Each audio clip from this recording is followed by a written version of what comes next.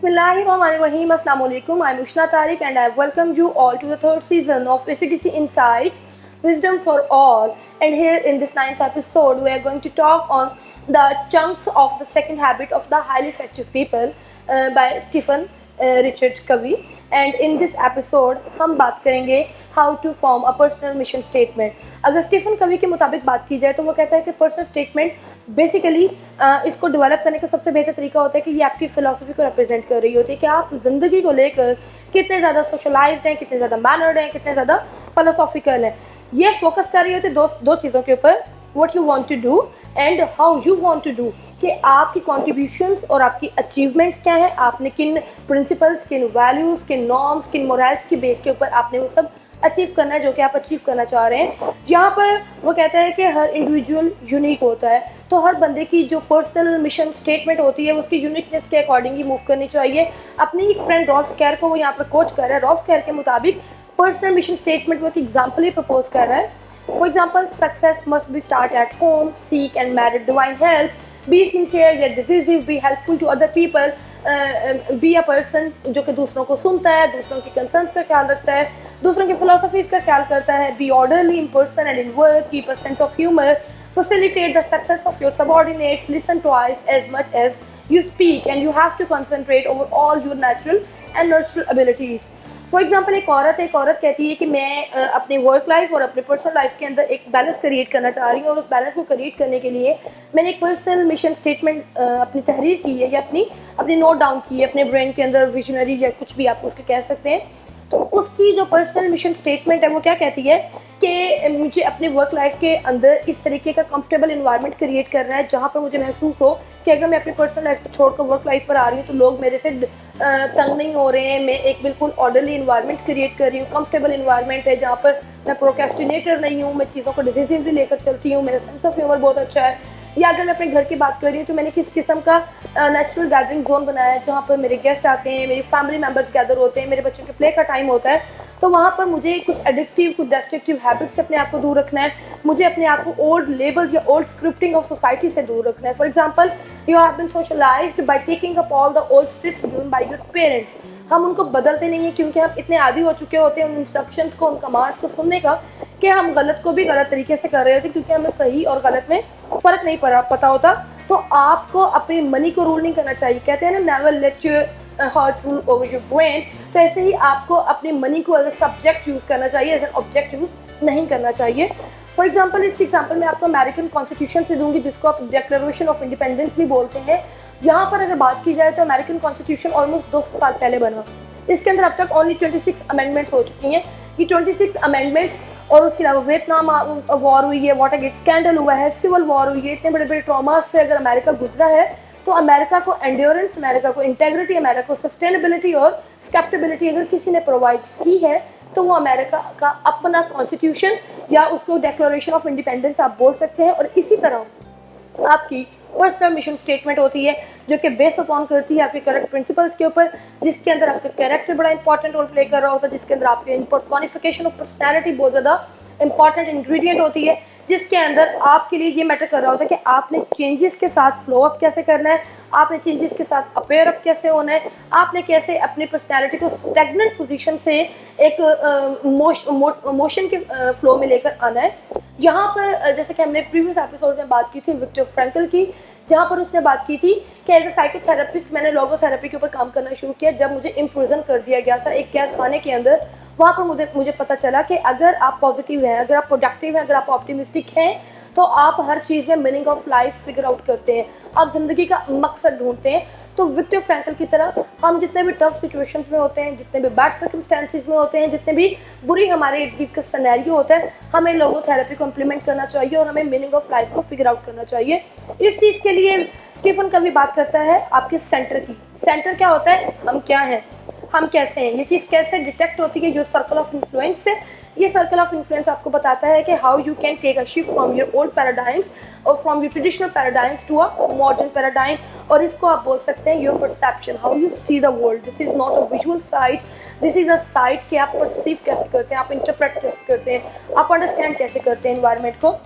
अब आपका जो सेंटर है इसके अंदर 4 चीज़ें बहुत इंपॉर्टेंट रोल प्ले करती हैं। The first one is your security, other one is guidance, next one is wisdom, last one is power. अगर मैं सिक्योरिटी को डिफाइन करती हूँ, security represents your sense of worth, your emotional wellbeing, your identity, your emotional encourage, your self esteem, या मैं क्या हूँ, मैं किन आइडियाज से अपने आप को स्ट्रेंथन कर सकता हूँ, मैं किस तरीके की बात से अपनी वर्थ मेंटेन कर सकता हूँ, ये सेंस ऑफ सिक्योरिटी है। गाइडेंस क्या है? Guidance is your source of direction in life.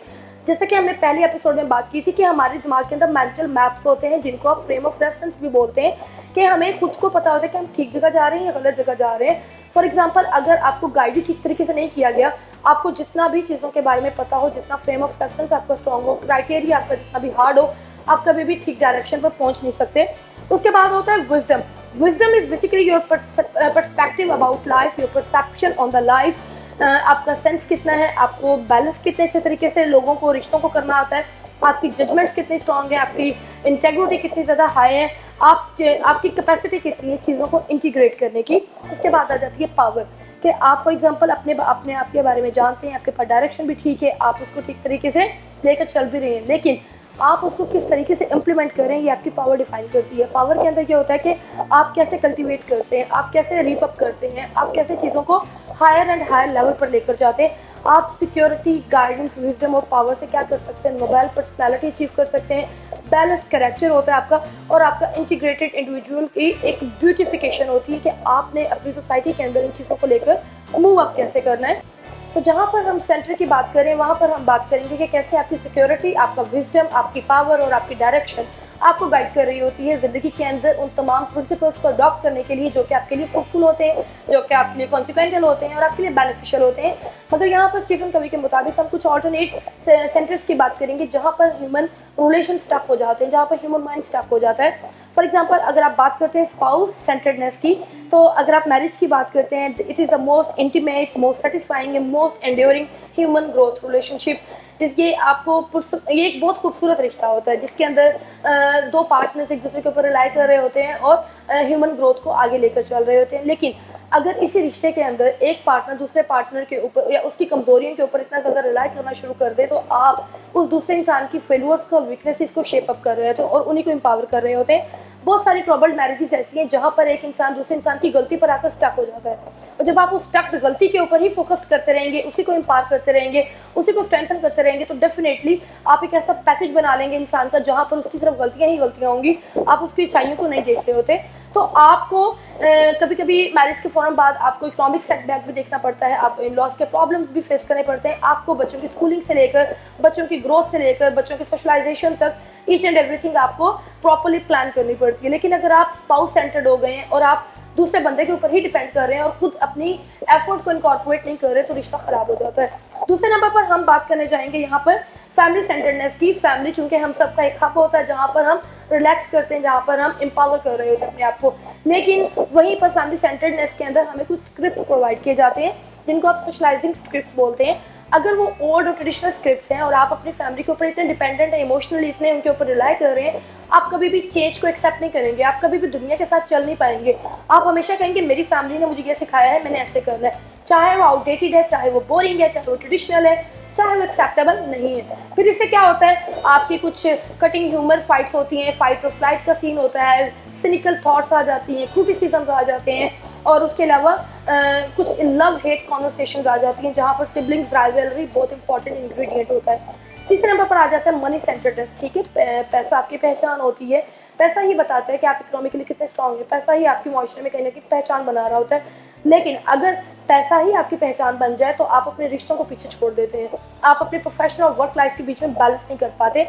John गोडैट की यहाँ पर एग्जांपल कोट करूंगी। जॉन गोडैट एक ऐसा बंदा था जिसने 9 साल की उम्र में एक गोल बुक बनाई थी, जिसके अंदर उसने बताया कि जब भी मैंने अपने बाप के पास आकर बहुत सारे लोगों को इंटरव्यू करते हुए देखा, तो उनमें से 80% लोग वो थे जो कहते थे कि अगर मुझे जिंदगी एक बार और मिल जाए तो मैं जाकर अपनी जिंदगी को जीऊंगा, मैं पैसा नहीं कमाऊंगा।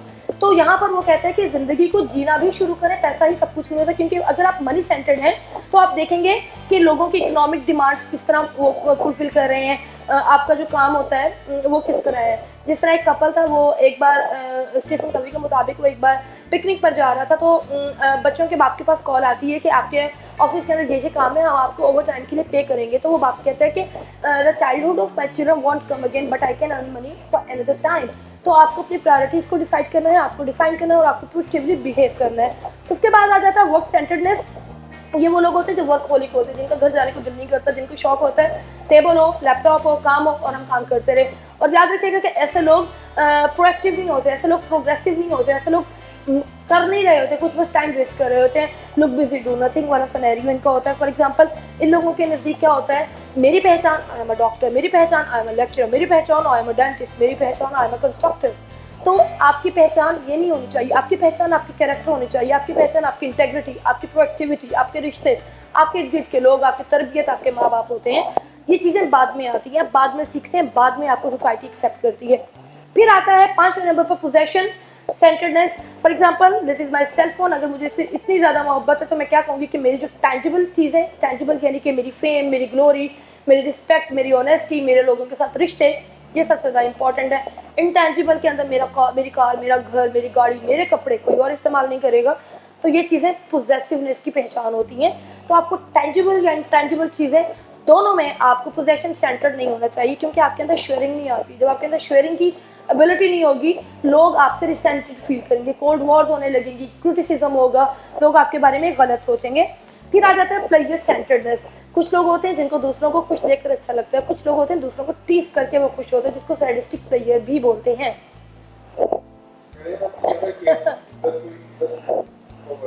तो ये जो सैडिस्टिक प्लेयर होती है, इसके मुताबिक क्या होता है कि आप जो दूसरे को पॉप अप कर रहे हैं, दूसरे को आप तंग कर रहे हैं, दूसरे को आप टीज कर रहे हैं, दूसरे के साथ आप बीइंग अ सुपीरियर पर्सन, आप अगर उससे काम लेकर खुश हो रहे हैं और उसको टीज करके, तो प्लेयर सेंटर्डनेस होती है।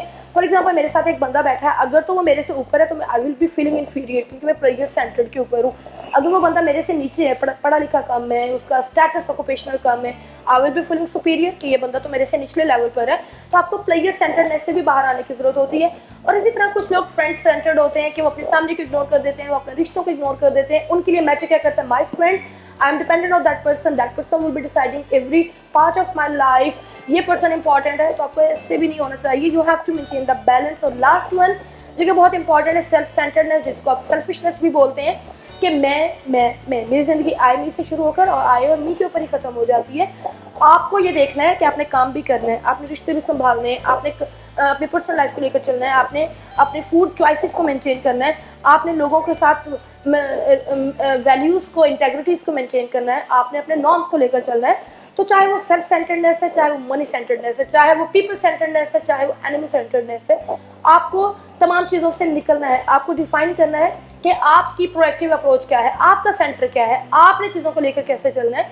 तो इस एपिसोड के अंदर हमने बात की सेंटर क्या होता है, पर्सनल मिशन स्टेटमेंट या पर्सनल कॉन्स्टिट्यूशन क्या होता है, और अगर आप अपने पर्सनल मिशन स्टेटमेंट तहरीर कर रहे हैं, लिख रहे हैं, तो आपने इसके अंदर कौन कौन से इंग्रेडिएंट्स का इनकॉर्पोरेट करना है। अगर वो ख्याल रखिएगा, इंशाल्लाह नेक्स्ट एपिसोड के अंदर हम बात करेंगे आपका ब्रेन कैसे हेल्प आउट करता है इन तमाम चीज़ों को अचीव करने में। अपना ख्याल रखिएगा। अल्लाह हाफिज़।